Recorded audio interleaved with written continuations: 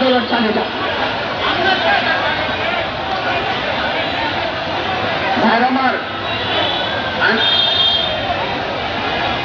আমার আইন শৃঙ্খলার রক্ষাকারী বাহিনীর উদ্দেশ্যে বলতে চাই, আমরা ধৈর্য ধারণ করেছি, আরো ধৈর্য ধারণ করতে চাই।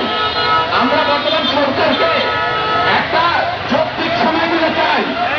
আগামী 30 তারিখের ভিতরে যদি আমাদের এই দাবি বাস্তবায়ন করে প্রজ্ঞাপন না দেওয়া হয়, তাহলে আমরা বন্ধ করব।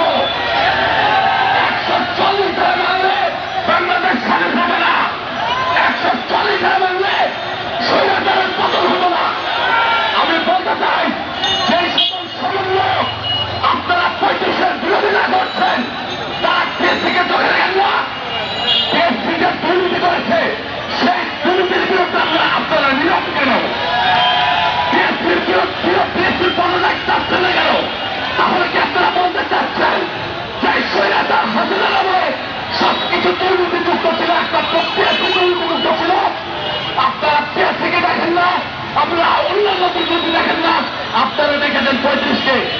আপনারা মনে রাখবেন, 35-এর বিরোধিতা করতে গিয়ে স্বৈরাচার হাসিনার পতন হয়েছে, সেই পরামর্শ অনুসরণ করবে না। সুতরাং আমরা 30